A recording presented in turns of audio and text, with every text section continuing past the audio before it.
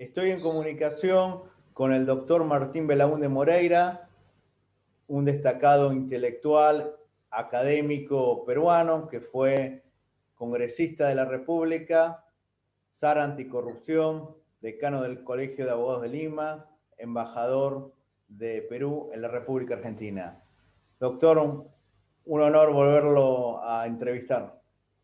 Muchas gracias que tenga usted la gentileza de entrevistarme. Creo que esta por tercera vez en las circunstancias por las que está atravesando el Perú, en las circunstancias políticas y en las circunstancias de la pandemia que nos aqueja terriblemente, al igual que el resto del mundo, y por cierto también al igual que Argentina.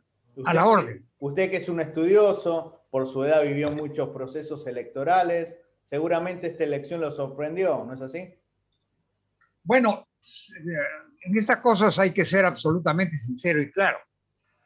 Yo había oído hablar del señor Pedro Castillo como dirigente sindical y la huelga del año 2017. No lo tenía en mi radar como candidato a la presidencia, sino hasta el curso de febrero, marzo. Y recuerdo que yo estaba dando unos cursos de Derecho Minero y una alumna me dijo que estaba entrevistando a un candidato parlamentario de Perú Libre. Entonces yo pregunté quién es de Perú Libre, es una candidatura del señor Pedro Castillo, muy de izquierda, y que tienen una posición, digamos, contraria, negativa, respecto de la actividad minera tal cual se desenvuelve hoy día. Esa fue la información que me da. Y luego, en el mes de abril, comenzó a crecer y ha obtenido, por lo que sabemos, un 19% y tenemos como la segunda persona que ha pasado la segunda vuelta, la persona que ha pasado la segunda vuelta, a la candidata Keiko Fujimori. Ese es el panorama hoy día, conocidísimo por todos, y que no creo que vaya a cambiar.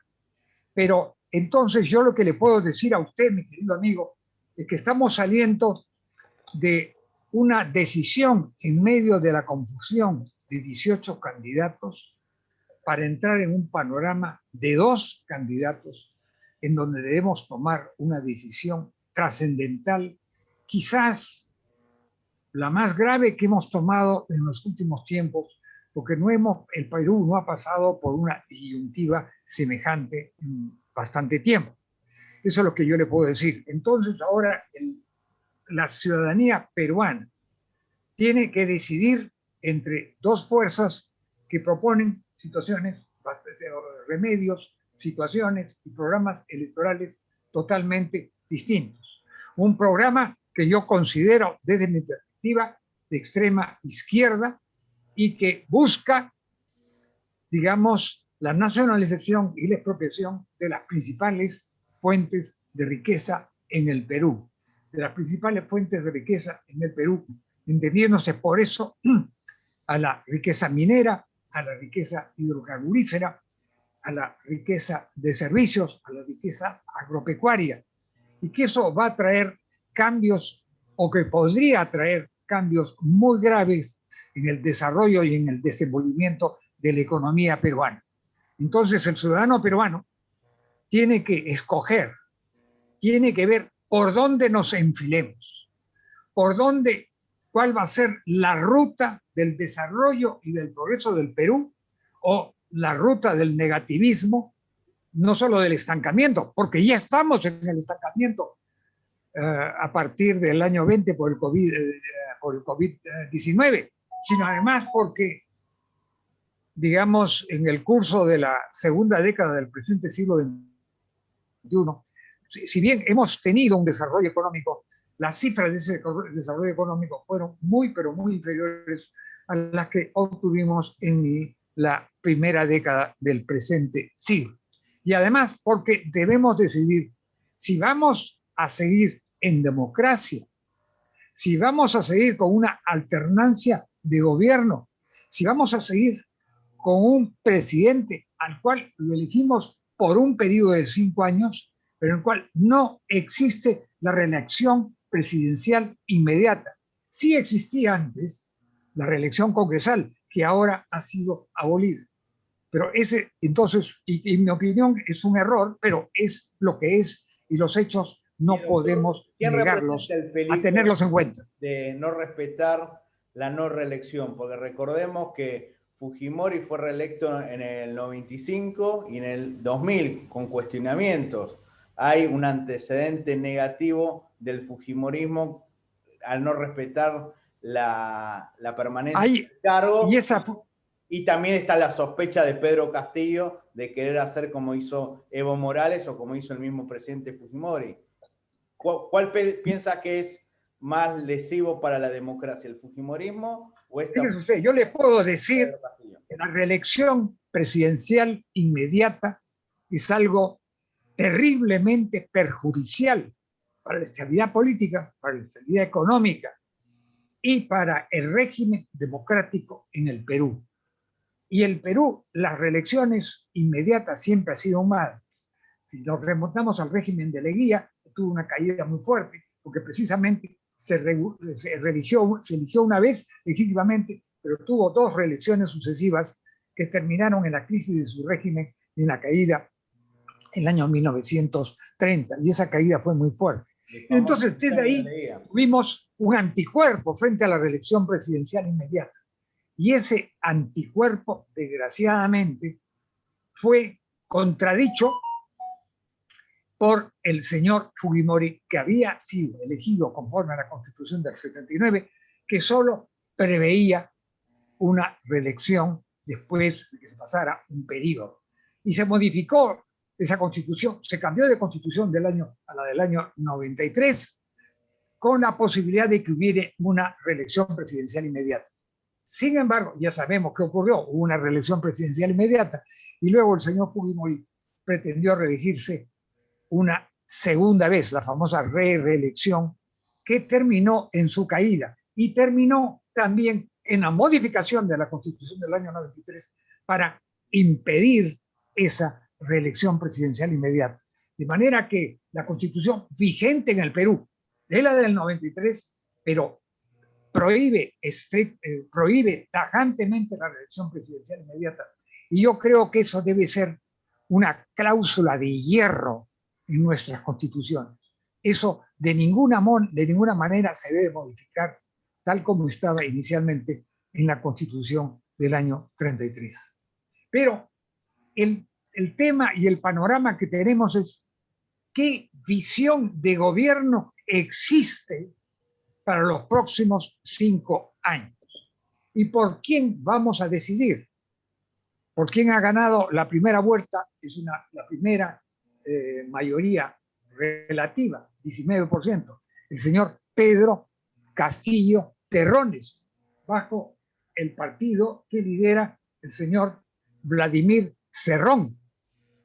Y ese partido es un partido netamente de filiación marxista-leninista, que en realidad promueve la nacionalización de la explotación de los recursos naturales en el Perú, lo cual nos va a originar muy graves problemas porque va a determinar el estancamiento de la inversión y la prolongación de la crisis económica. Y eso puede ser fatal porque nosotros lo que necesitamos es inversión privada e inversión pública. Pero yo le hago a usted una reflexión simplísima. ¿De dónde sale el dinero para la inversión pública? El dinero para la inversión pública sale de los impuestos y esos impuestos los pagan las empresas privadas. Si nosotros vamos a confiscar a las empresas privadas de diversos sectores, entre ellos minería e hidrocarburos, lo que vamos es asestar un golpe tremendo al crecimiento, que es la base del desarrollo económico. Y si queremos combatir la igualdad, tenemos que formularnos la siguiente pregunta. ¿Qué queremos? ¿Repartir, distribuir escasez o acrecentar el Producto Bruto Interno para que haya una distribución mucho más grande y se pueda combatir eficazmente la pobreza extrema y la pobreza, que es lo que ha venido ocurriendo en el Perú en todos los años sucesivos del presente siglo XXI? Y entonces, no es un tema de la Constitución del año 1993. La Constitución del año 1993 no lleva ni siquiera la firma del señor Fujimori porque le fue retirada mediante una ley especial. Entonces, es la Constitución vigente.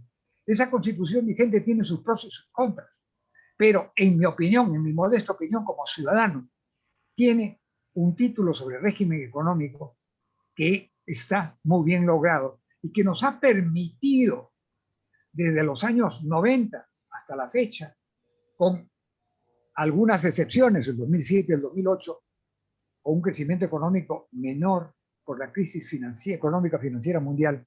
Y luego, durante la época del gobierno del señor Ollanta Humala, un menor crecimiento económico, un menor desarrollo económico, un menor crecimiento del PBI, pero no hemos tenido un descenso del PBI, del Producto Bruto Interno, sino recién a partir del año 2020.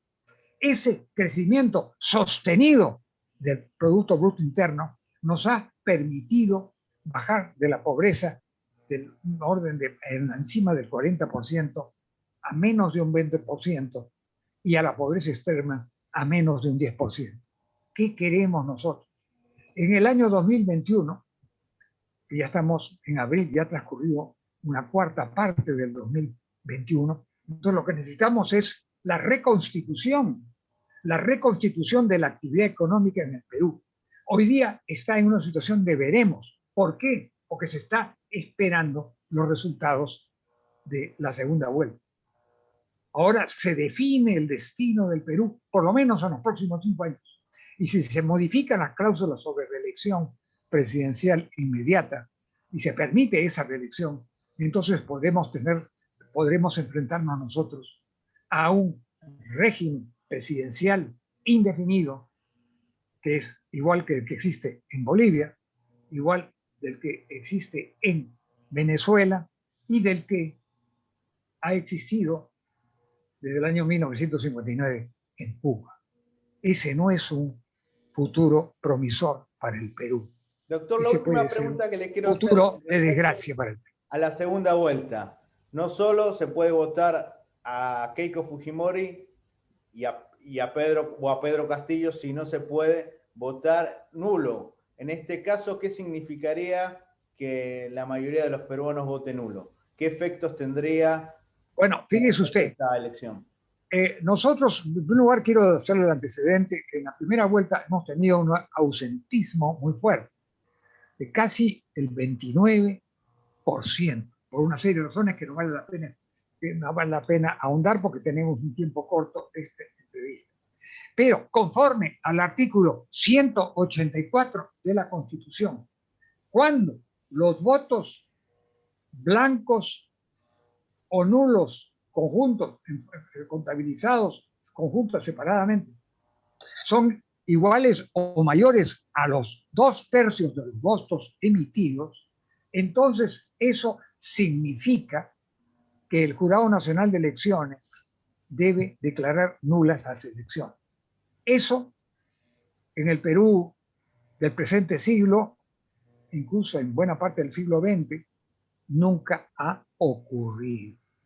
Y ciertamente los votos blancos y nulos alcanzaron a 1/3 de los votos emitidos. Personalmente, yo no creo porque no creo que eso ocurra. Entonces, yo no creo que ocurra una nulidad del proceso electoral. Con nuevos candidatos. Bueno, los candidatos son los dos que ya tenemos. Y la nulidad del proceso electoral, no, para tener otro proceso electoral de aquí a 28 de julio, porque el gobierno del señor Sagasti cumple su mandato inexorablemente el 28 de julio, podría ser con los mismos candidatos. De manera que yo considero que en estas circunstancias el voto blanco y viciado es una forma de negar la realidad. Yo considero que los peruanos debemos tomar una decisión por uno o por otro. Yo he tomado una decisión por una candidata. He sido siempre opositor del señor Fujimori. Pedí su vacancia en noviembre del año 2000, pedí su vacancia por incapacidad moral. Pero en estos momentos, la señora Keiko Fujimori está en una situación totalmente distinta.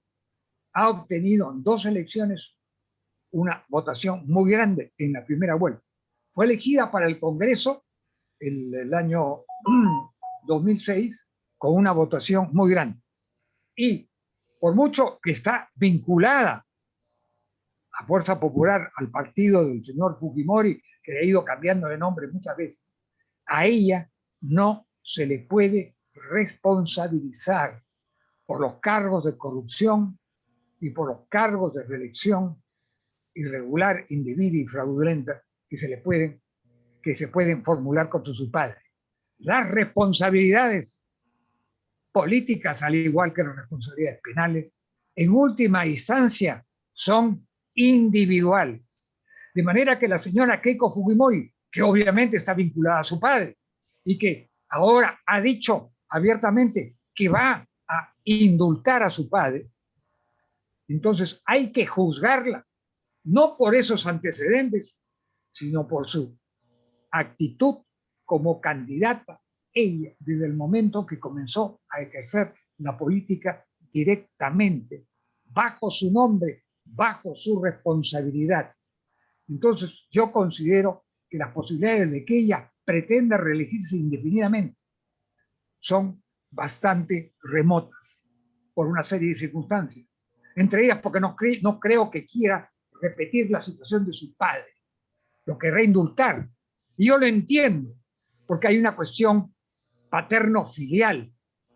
Y es lógico que la hija, como su hijo Kenji Fujimori en el periodo anterior, sea partidario del indulto del padre por una situación elemental digamos, de lealtad filial. Pero además, sí quiero decirle con respecto a ese indulto o a cualquier otro indulto de personas que ya no están en condiciones de peligrosidad para seguir delinquiendo. El indulto es una voluntad del presidente de la República conforme a la Constitución, que se realiza precisamente dentro de ciertas consideraciones. Una de ellas es la ausencia de peligrosidad de la persona indultada. Y también se sabe que puede hacerse por razones humanitarias en razón de la avanzada edad del señor Alberto Fujimori. Pues bien, yo personalmente creo que el indulto no tiene por qué ser necesariamente la antesala de la tumba. Por mí, habiendo sido opositor desde el 5 de abril del 92 hasta el mes de noviembre del año 2000, por mí, que el señor Fujimori retorne al seno de su hogar, escriba sus memorias o haga lo que más le conviene. Pero que, yo creo en estas circunstancias, para afianzar la democracia en el Perú, para tener alguna esperanza de desarrollo y crecimiento económico, para que nuestros derechos no se vean violados, para que la democracia en el Perú continúe. Así no nos guste la persona de Keiko Fujimori. Yo lo considero que no ofrece ningún peligro vital, ningún peligro mortal a la democracia peruana en la tesitura y en la situación que ella se encuentra hoy, 16 de abril del año 2021. Muchísimas gracias, Muy doctor. cerca de nuestro bicentenario.